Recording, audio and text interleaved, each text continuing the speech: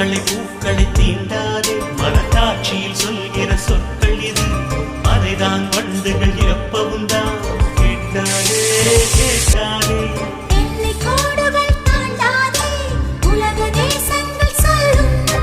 பறவை கூட்டங்கள் கேட்காதே பறக்கும் பறக்கும் நம்மை போல்